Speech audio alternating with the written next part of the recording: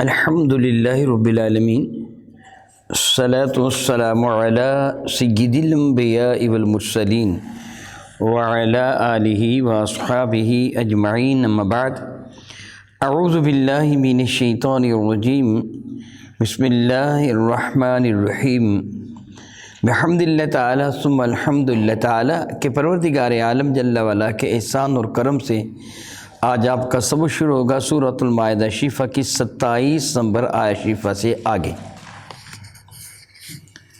ملاحظہ کیجیے گا، اعوذ باللہ من الشیطان الرجیم بسم اللہ الرحمن الرحیم لئن بسطت الی یدک لتقتلنی ما انا بباسط یدی الیک لیقتلک انی اخاف اللہ رب العالمین۔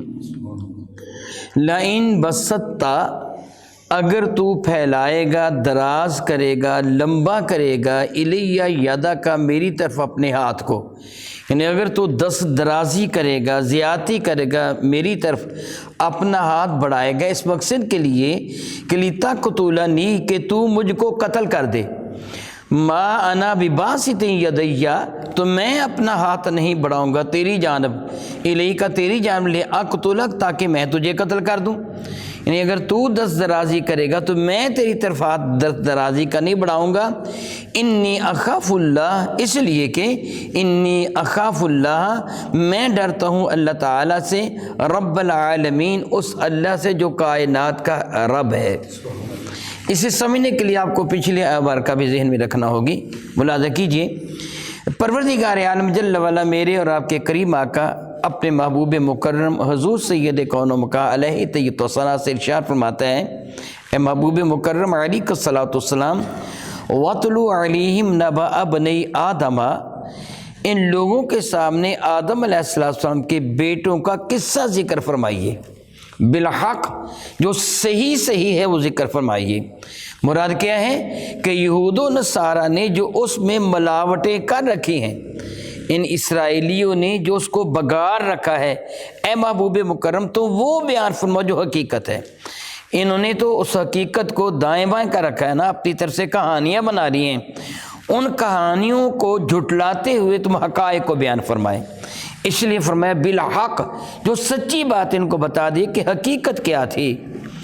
اذ قربا قربانا، جب ان دونوں نے قربانی پیش کی تھی، فتقبل من احد، تو پس قبول کر لیا گیا ان میں سے ایک کی جانب سے، من احدہما، ان دونوں میں سے ایک کی جانب سے قربانی کو قبول کر لیا گیا، ولم یتقبل من الآخر، اور قبول نہیں کیا گیا دوسرے کی جانب سے۔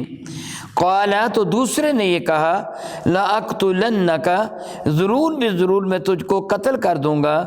قال، تو پہلے نے یہ فرمایا، انما یتقبل اللہ، اس پہ شک نہیں کہ اللہ تعالیٰ قبول فرماتا ہے، من المتقین، ان لوگوں سے کہ جو اللہ سے ڈرنے والے ہوتے ہیں، جو اپنے آپ کو گناہوں سے بچانے والے ہوتے ہیں۔ آپ کو یاد ہوگا، یہ میں بیان کر چکا ہوں کہ آدم علیہ السلام کے یہ دو بیٹے تھے، حابیل اور قابیل۔ حضرت آدم علیہ السلام کی شریعت مطہرہ کے مطابق ایک حمل کے بیٹے بیٹی کا نکاح دوسرے حمل کے بیٹے بیٹی سے کر دیا جاتا تھا۔ اللہ تعالیٰ جل وعلا نے اس وقت یہی قانون نافذ فرمایا تھا۔ چنانچہ حابیل کے ساتھ جو لڑکی پیدا ہوئی تھی اس کا نکاح قابیل کے ساتھ ہونا تھا اس اصول کے مطابق، اور قابیل کے ساتھ پیدا ہونے والی لڑکی کا نکاح حابیل کے ساتھ ہونا تھا۔ قابیل نے حضرت آدم علیہ السلام کی یہ بات ماننے سے انکار کر دیا۔ وہ کہنے لگا کہ میں اپنی بہن کے ساتھ شادی کروں گا کہ جو زیادہ خوبصورت ہے، میرے ساتھ پیدا ہوئی ہے، حسین ہے، میں اس کے شادی کروں، نام اس کا کلیمہ تھا، اور دوسرے کو یہ میں اپنی بہن نہیں دوں گا، میں اس کی بہن سے شادی نہیں کروں گا، اس لیے کہ جو دوسرا ہے وہ خوبصورت نہیں، وہ دوسرے کی جو بہن ہے وہ خوبصورت نہیں ہے، اس لیے میں اس کے ساتھ شادی نہیں کروں گا۔ حضرت سیدنا آدم علیہ نبی علیہ السلام نے ارشاد گرامی قدر فرمایا، ایسے نہ کر، جو اللہ تعالیٰ کا حکم ہے اس کے مطابق عمل کر۔ جس طرح میں قبل ازیں یہ بیان کر چکا ہوں، ہو سکتا ہے کوئی اس چیز کو سنے اور اسے پوری طرح سمجھ نہ آئے، اس لیے میں اس بات کو دوبارہ دہرا دیتا ہوں۔ اگلے سٹیپ پر نکاح حلال ہو گیا، پہلے سٹیپ پر حلال نہیں ہے۔ بہن اور بھائی کا نکاح حلال نہیں ہے، لیکن بھائی اور بہن کے بیٹے بیٹی کا نکاح حلال ہے۔ یعنی بہن اور بھائی کا نکاح حلال نہیں ہے۔ اگلا سٹیپ لے لیں، بہن کا بیٹا ہو بھائی کی بیٹی ہو، یا بھائی کا بیٹا ہو بہن کی بیٹی ہو، یہ نکاح حلال ہو گیا۔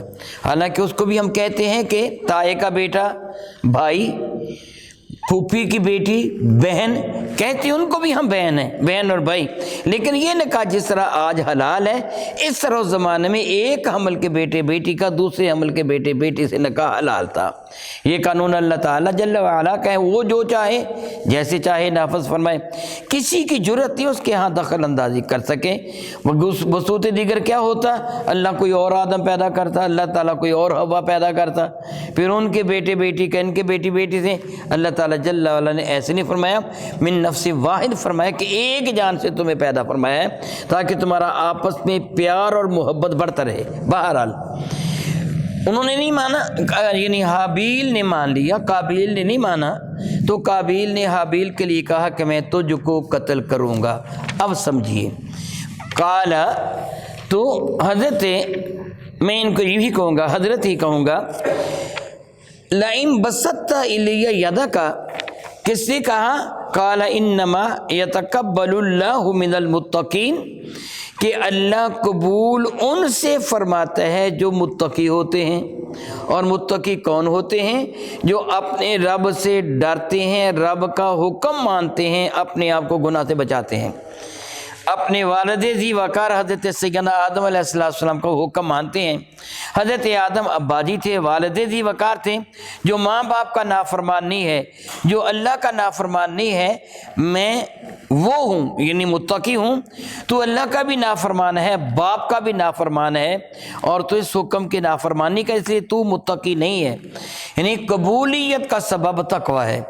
تو اس نے یہ کہا کہ تو نے یہ کہا کہ میں تجھ کو ضرور قتل کروں گا، سن لے، لئن بسطت الی یدک، اگر تو ہاتھ بڑھائے گا، دست درازی کرے گا میری جانب مجھے قتل کرنے کے لیے، لتقتلنی، تاکہ تو مجھ کو قتل کر دے، ما انا بباسط یدی الیک لتقتلک، میں تیری ہاتھ نہیں بڑھاؤں گا تجھ کو قتل کرنے کے لیے، میں نہیں ہاتھ بڑھاؤں گا، یعنی میں تیرے ساتھ زیادتی نہیں کروں گا اگر تو میرے ساتھ زیادتی کرنے پر تل گیا ہے۔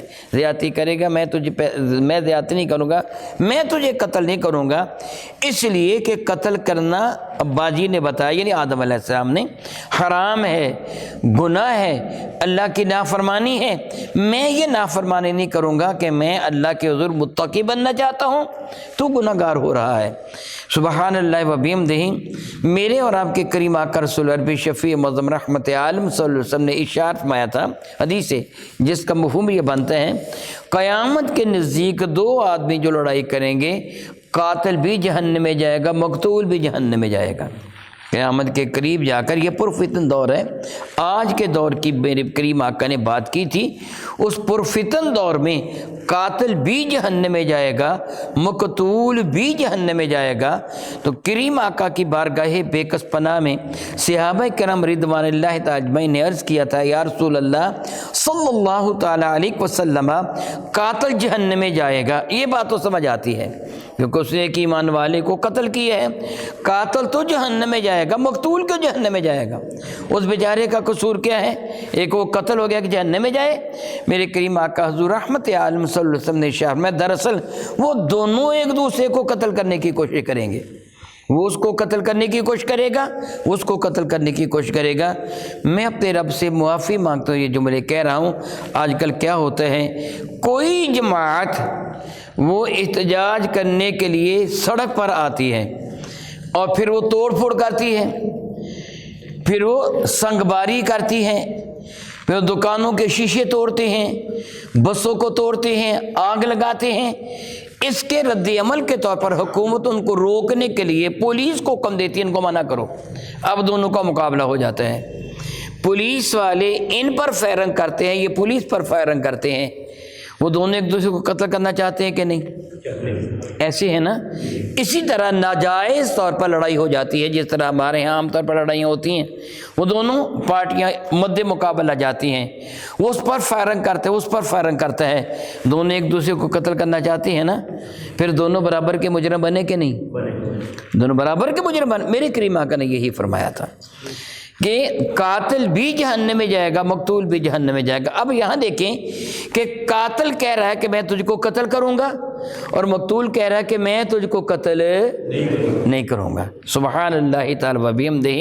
پتہ چلا متقی وہ ہوتا ہے جو اپنے دامن کو ایسے گناہ سے داغدار ہونے سے بچاتا ہے کہ میں مر جاؤں گا. میرے کریم آقا رسول عربی شفیع معظم رحمت میں یہ مثال دی تھی. میں نے اس لیے آپ کو حدیث سنائی ہے، میں نے اپنی کتاب الفتن میں حدیث سے مارکہ نقل کی ہے. میرے کریم آقا رسول عربی شفیع معظم رحمت عالم نے ارشاد فرمایا قیامت کے دن جا کر دو گروہ آپس میں لڑائی کریں گے. ایک گروہ کہے گا میں حق پر ہوں، دوسرا گروہ کہے گا میں حق پر ہوں. وہ دونوں آپس میں لڑائی کریں گے. میرے کریم آقا رسول عربی نے فرمایا تھا تو کسی گروہ میں شامل نہ ہونا، نہ ان میں شامل ہونا نہ ان میں شامل ہونا. کئی حدیث مبارکہ ہے، میں ان کا خلاصہ عرض کروں گا. میرے کریم آقا صلی اللہ علیہ وسلم نے ارشاد گرامی قدر فرمایا تھا کہ اگر تیرے پاس بھیڑ بکریاں ہیں، اونٹ وغیرہ ہیں، یعنی تو چرواہا ہے، تو تو ان میں جا کر بیٹھ جانا، یعنی جنگل بیابان میں چلے جانا، لوگوں سے دور ہو جانا. کسی نے عرض کیا یا رسول اللہ جس کے پاس اونٹ بھی نہ ہوں، بھیڑ بکریاں بھی نہ ہوں، چرواہا نہ ہو، وہ کیا کرے؟ میرے کریم آقا فرمائے کہ کسی درخت کے نیچے جا کے بیٹھ جائے، اپنی تلوار کو پتھر پر مار کے توڑ دینا. کسی کے ساتھ تو مقابلہ نہ کرنا. جب مسلمانوں کا آپس میں کلیش ہو رہا ہو تو نہ کسی کا ساتھی بننا.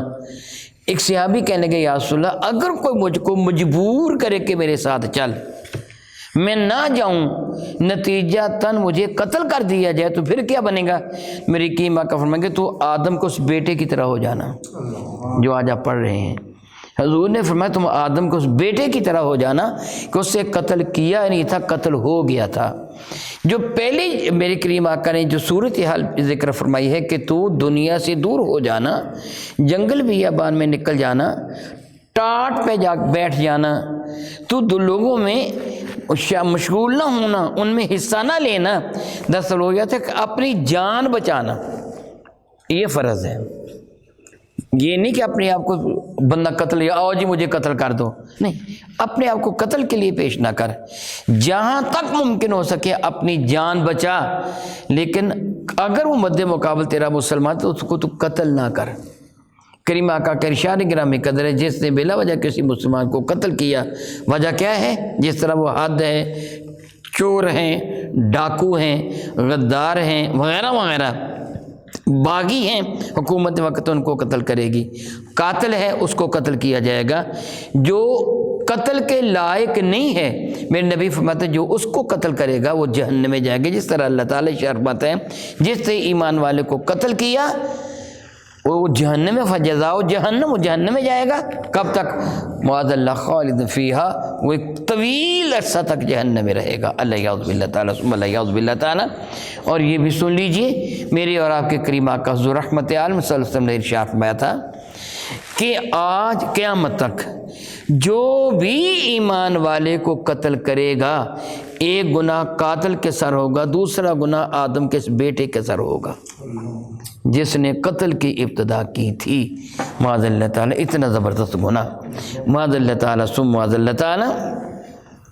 تو اس نے یہ کہا کہ میں تجھے قتل نہیں کروں گا اگر تو میری طرف قتل کے لیے اپنا ہاتھ بڑھائے گا بھی، یعنی میں اپنی جان بچاؤں گا لیکن میں تجھ پہ حملہ نہیں کروں گا.